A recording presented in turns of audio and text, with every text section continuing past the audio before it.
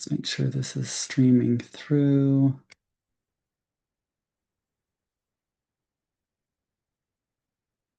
Welcome. Just making sure we've got everything streaming to all the platforms. Looks like we're good. Hi and welcome. I'm Kevin, for those of you who don't know me.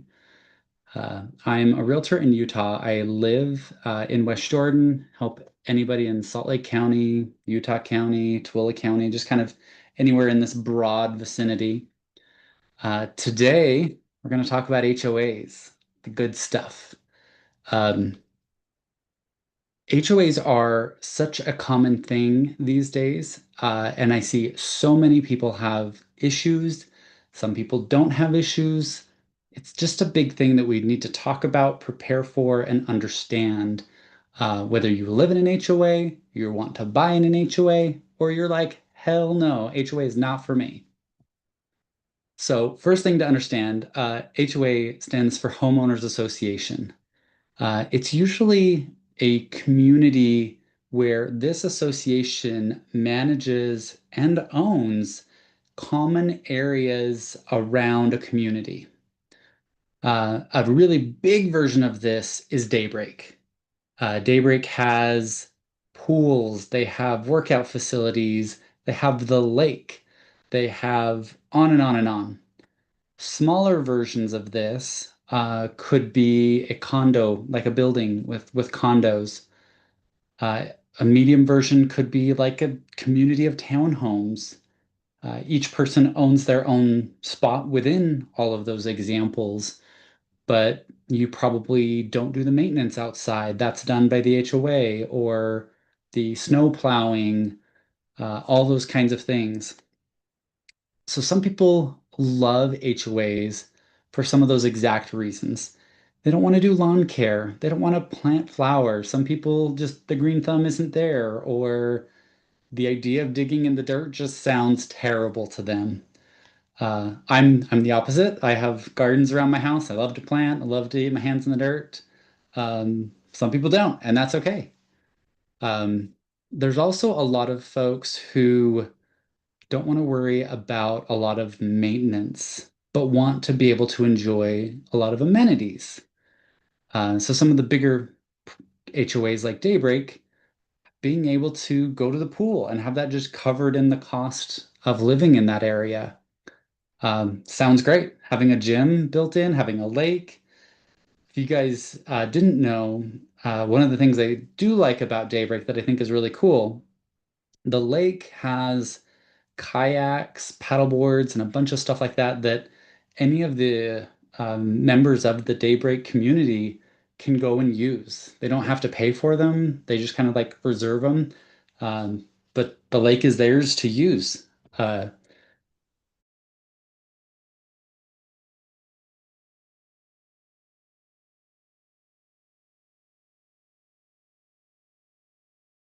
Condo buildings, they'll have like a laundry room. And for somebody who just doesn't want to worry about maintaining a washing machine or a dryer,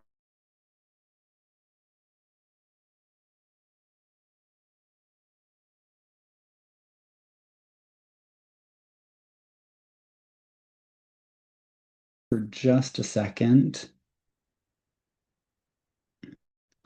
Okay, I think we are back. Let's see. Live stream, is it working? Unhook this. It says it's going, but it's not quite there yet.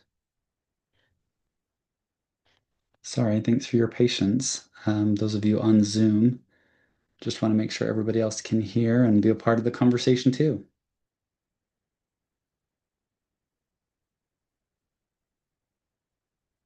Maybe, come on. It's all reconnected now. There it goes. Okay. Um, Obviously, the downside with HOAs, you have that extra cost. You have to pay for all these things. Uh, some some communities are managed by companies. Some HOAs are managed by individuals, by members. There's definitely pros and cons both ways. So whenever you're looking at an HOA or you are currently involved in an HOA, understanding some of those pros and cons is good to know. When you work with a management company, oftentimes there's extra fees. They have a cost to actually manage your HOA. So oftentimes I see dues go up, or there's increased amount of dues that you have to pay for this management. Um, Sometimes I also see the management company can either be super strict or they can be really disengaged. And either of those I think is rough. Super strict to the point of you have one weed that has grown this tall, and the bylaws and rules of the community say you can't have any weeds taller than 12 inches. And the second that weed hits 12 inches, you're in trouble and you get a fine because you didn't pull the weed. Feels a little egregious to me, but it has its root purpose. A lot of those communities have that standard look and feel and experience that they want, and they don't want homes with lawns with weeds. And so it's kind of like if you don't address it right away, next time maybe people are going to have three weeds or five weeds, and it could get out of hand. That's the mindset of why they can be super strict. The other side of that, being very lackadaisical, you might see some issues in the community and they just never get addressed. They're like, oh, it's fine. They'll take care of it eventually. And again, if you bought into this community to be have this consistent look and feel and vibe when you drive through it, seeing that that's not being done is probably going to drive you nuts. I like again, kind of in the middle of the road. Some things I think we can be a little accommodating for. Some things, yes, we should address right away. The other side of that is when you have members that are managing the HOA. So anybody who owns a unit within an HOA, so again, the example of a little townhome community, so all these townhomes, each of those folks is a member, and within those members, they will break out to be like a president, a vice president, a treasurer, secretary, a handful of roles like that. Those roles do exist with a management company as well, but they kind of delegate their authority to the management company to take care of everything. So when you have a member managed HOA, sometimes you see kind of a it's the best way to describe it. Either it's full of Karens who are very, very specific and are in everybody's business and driving everybody crazy about everything. Um, to the point as well, the other side of the coin, I see a lot of member managed HOAs where their financials aren't really in order. They're not doing things properly. An HOA technically is a business. Like it has to be registered with the state as either an entity or an LLC or something. And it does have to be managed properly. You need to have like profit and loss statements. You need to have proper meetings. You need to have voting. Oftentimes, a lot of that doesn't happen. So I wanted to share some stories. It kind of spill the tea about some different HOAs that I've been involved with, where they're helping sellers sell a home, buyers buy a home, uh, and some that I just am familiar with in my experience of owning homes. So one of them was a small community. There was probably about 8 units. It was a single building that was a town full of townhomes. So just, one right after another. They had a little park at the end. Um, that was really it. They had a couple trees on the front, a little bit of lawn on the front, and a driveway on the back. Super small. The benefit of that, of not having all these extra amenities, is the dues weren't very expensive. I think it was like under $100 a month. Pretty reasonable. Those dues in that community were covering lawn mowing. I think the exterior water to like water the lawn, water the plants, that was all covered. They had lights on the outside of the building for at night, so that any maintenance for that, and then any maintenance for a park area. They had a small little, slide, wood chip area, a little barbecue spot, super simple. The HOA fees on that one also covered like the insurance for the building, because usually how HOAs are set is that you own everything from like the drywall in, and the HOA owns from like the drywall out. So they own the structure, they own the roof, things like that. So this HOA was self-managed because it was only like 8 units. They felt like they didn't want a management company. But I helped a client sell through that was an owner needing to sell, and we ran into a couple interesting problems. So, a lot of people buy homes with FHA loans. We've probably all heard of those. Those are the government-backed loans. They usually have the lowest rates, the best terms. Most people qualify for them, and a lot of people use them because they are the best terms. HOA communities, townhomes, condos, those type of communities have to qualify for for FHA type of loans. And they do that in a couple different ways.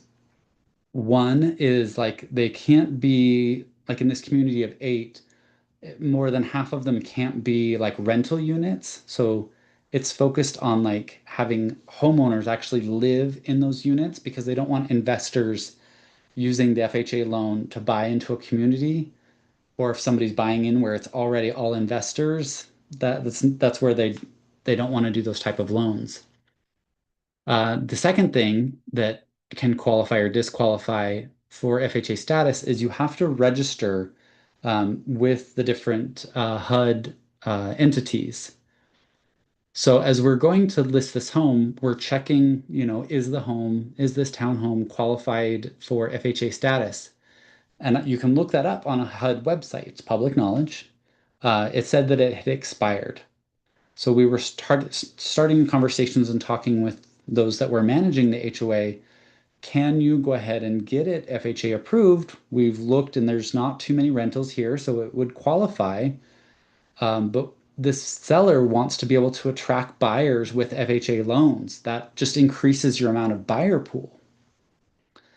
And long story short, the HOA was just like, nope, we don't think it's worth our time. We don't want to do that because it's a little bit of a process. And he was just kind of stuck. Nothing you could do about that. Um, we also learned as part of requesting all the financial documents, they weren't up to date. So we had to request, hey, you need to get all these documents up to date because if we're providing this to a potential buyer and a lender, if they see you're not up to date and don't have the right money in the right places, they're not going to let anybody buy in here. Um, they also were running a risk of not having much money in reserves. And this is, some condos and some HOAs have this as a standard. There's definitely recommendations out there of like 20% of the dues coming in need to be put into a reserve account. That comes into place for things like lawsuits.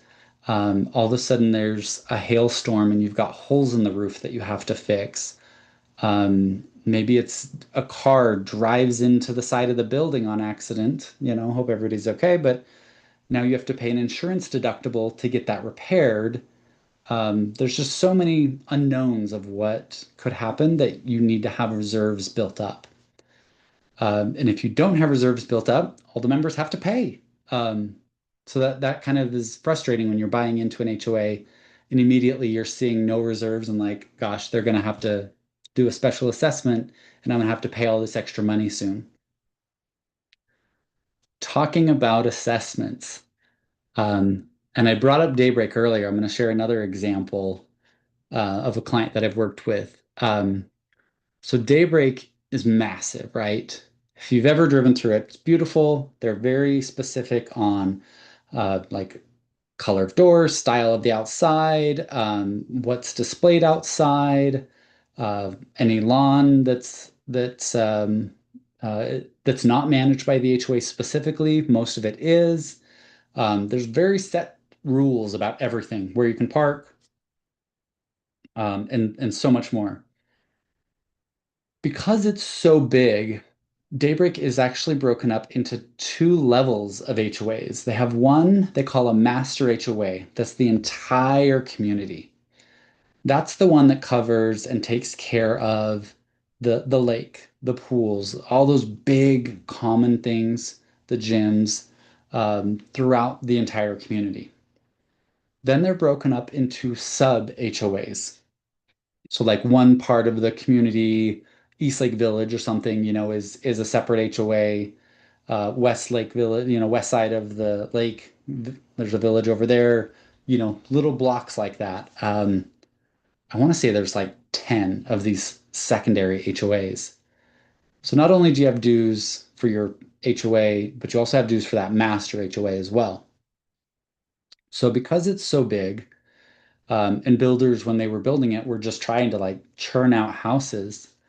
Somebody I was representing, we had discovered that years back, the HOA actually filed a lawsuit against the builder of all those units within that HOA. They had found that they felt like the painting that they had done wasn't proper, so it was like just sloughing off the side of the building. There was issues with some of the water barriers. That was water was like getting inside some of the homes.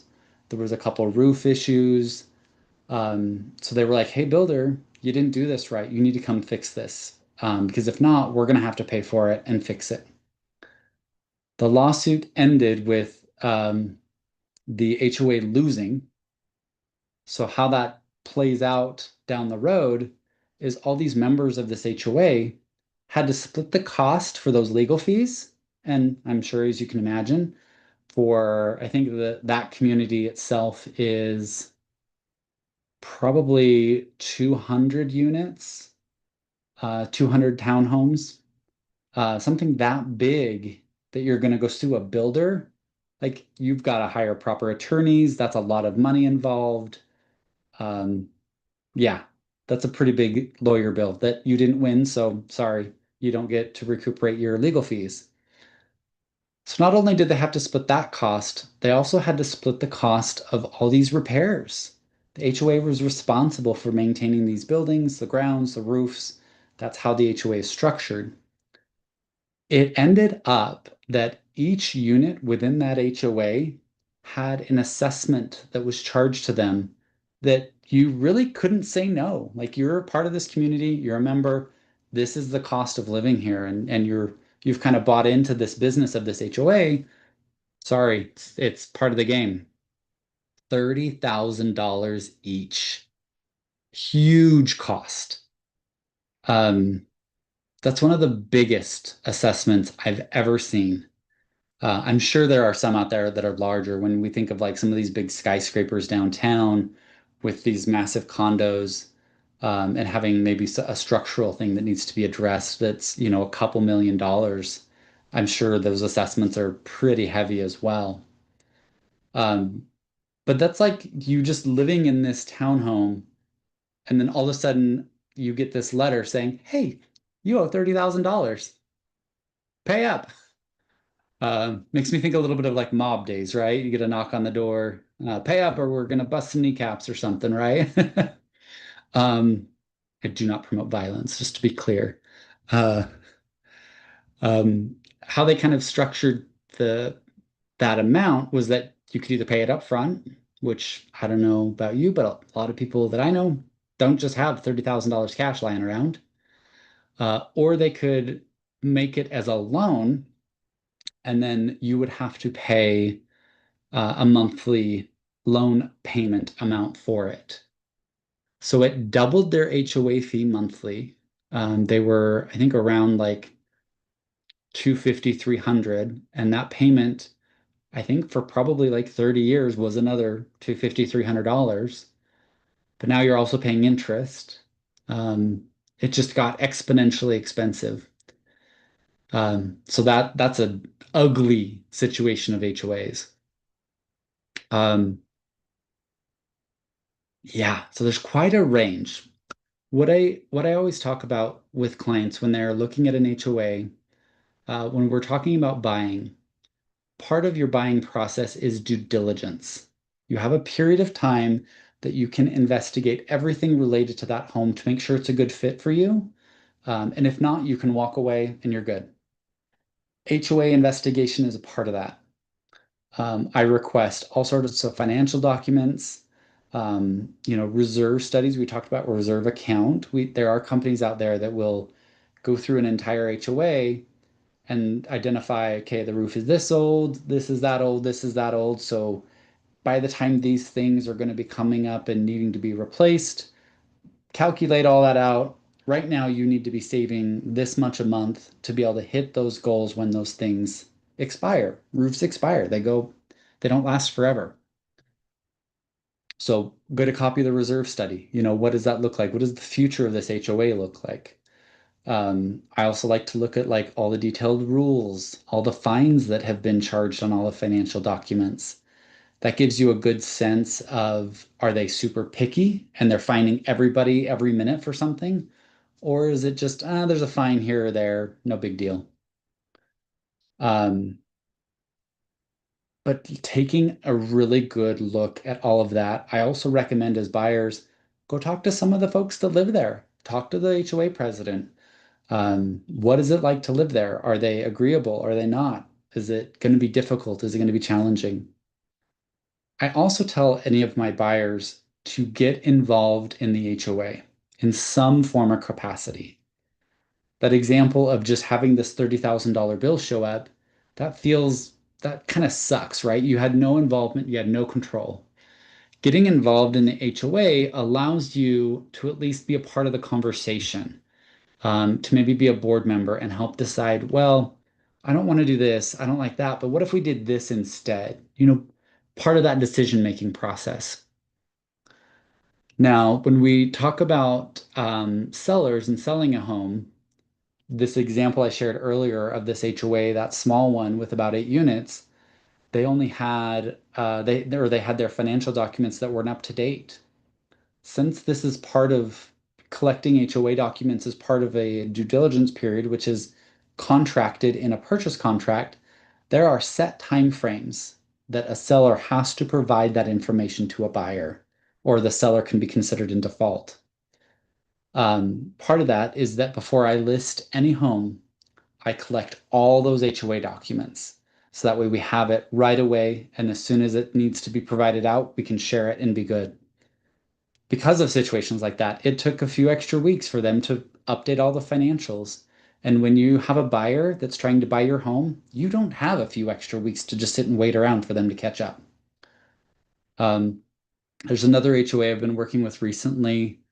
And it's difficult because oftentimes they won't talk to realtors. They will only talk to the owners, which I get. I understand that.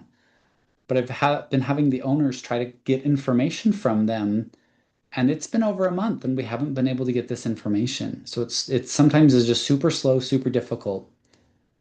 When it's a management company, oftentimes it's a little more well-oiled machine. But when it's just managed by people, they're just doing this when their day job is over. So I don't know about you guys. Oftentimes when I come home at the end of the day, that's the last thing I want to do is run P&L and balance sheets for my HOA. Um, oh, there was another piece that I was thinking about when I said that. What was that? Anyway, any questions I can answer for you that you're thinking about HOAs? Let me check some of the chats and see if we've got anything coming through over here.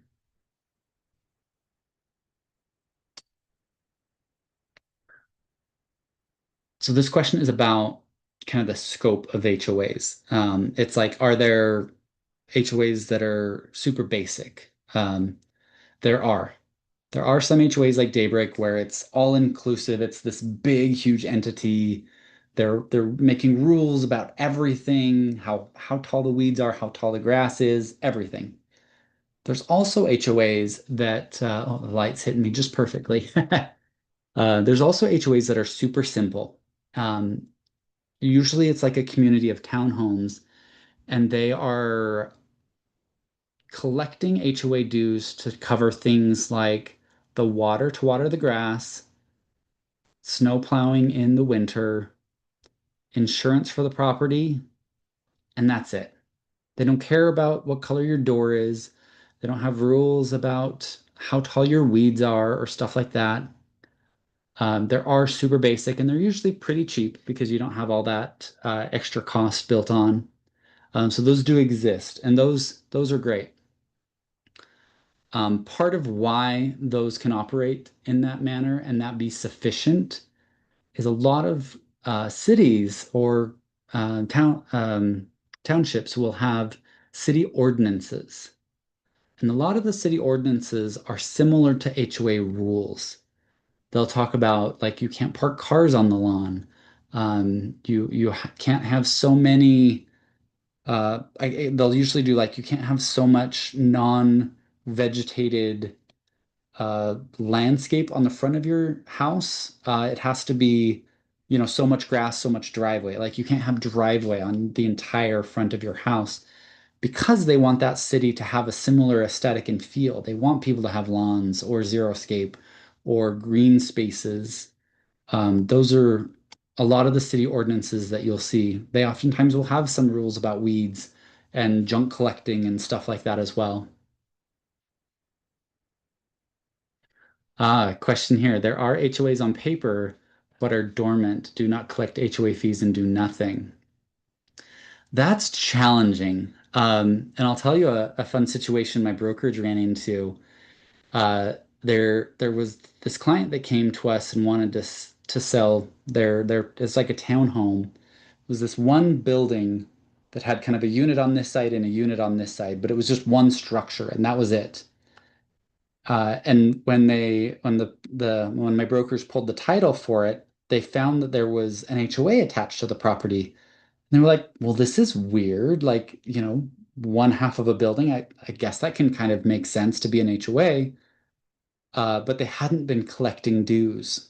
And the way that they look at title and the like plots of land that people own, the way it was structured is that specific side of the building was that owner. They owned that, but then there was a parcel in the front that the HOA owned. There was a parcel in the back that was the backyards that the HOA owned. Um, and it had actually been missed in a couple older transactions of when people had bought or sold in there that one of the parcels was actually like had the name of two owners ago on it. Um, so you can have some challenging situations because even if they're not collecting fees and don't do anything, you run that risk of if there's an insurance issue, they're going to come after that HOA, that they are the like legal owner of that property and managing of that community. Um, you can definitely like disband the HOA. You've probably seen some people do that. That takes money though, and it takes a little bit of time. In this situation, they decided let's just kind of refresh the HOA, make sure we've got everything in place, change the ownership of these parcels to what they're supposed to be, and sell these, this half of this property as an HOA, as having an HOA. The other option was to have an attorney like redraw the plat map, to get a survey, to submit filings. We're talking a few months and probably about $15,000 of attorney's fees. So they decided, yeah, we'll just kind of refresh the HOA and plug along. But yeah, good example. Any other fun questions? Some of the craziest HOA rules. So there is a building, it's actually two buildings downtown.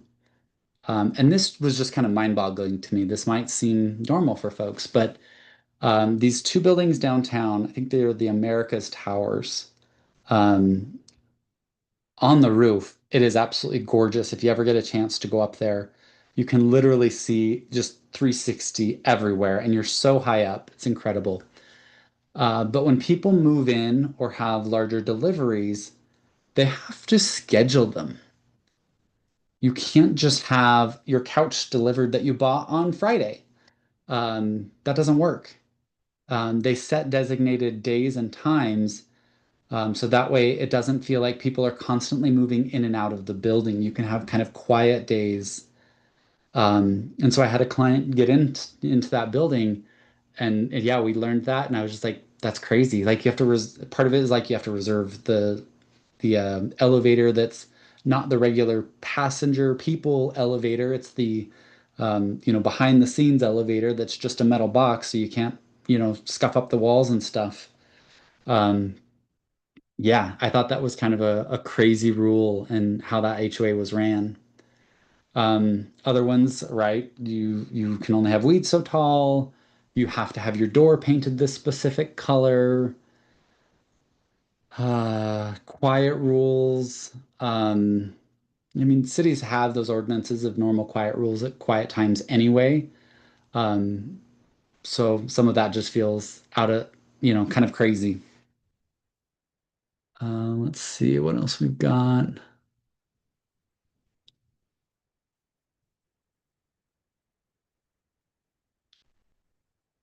Okay, so this HOA was being disbanded. Yeah. So your comment about the HOA was being disbanded in the process of purchasing, no dues were being collected, nothing was being enforced, and nobody's been paying dues, but the HOA technically still exists. So sure, they can say they're disbanding it and they're not paying for it, but they need to actually go through that legal process.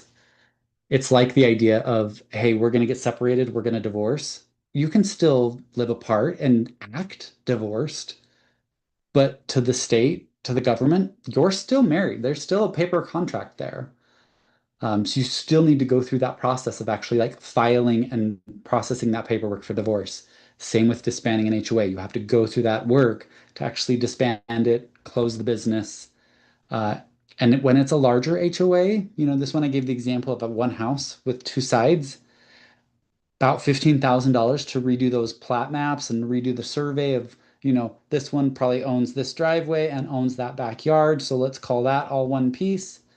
When you have larger communities, that just gets exponentially multiplied because now you have to resurvey the entire community. All that community space has to be owned by somebody. Where are actually those property boundaries now?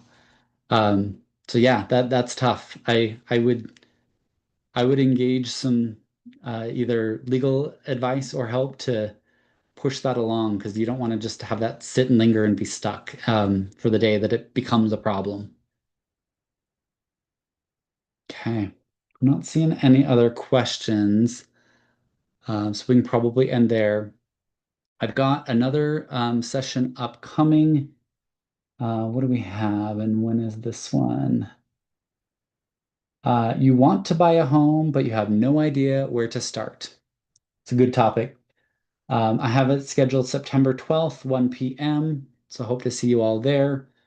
But I do offer on my website, kaprealestate.com, many ways to get a hold of me. Follow me on social media. I have a link on there to schedule some time and get on my calendar. I call myself the realtor for real people because I'm down to earth. I'm not going to give you a sales pitch. I'm not going to pressure you. I'm not going to harass you. But if you want to have a chat about your situation and maybe someday you want to buy a house, maybe someday you want to sell, what are things to start be thinking about? Or if you're ready to buy or sell now, let's have a conversation. Let's see if we're a good fit. Happy to chat with you. Okay, with that, I will leave you all to it. Enjoy your Monday evening, and we'll talk soon. Bye.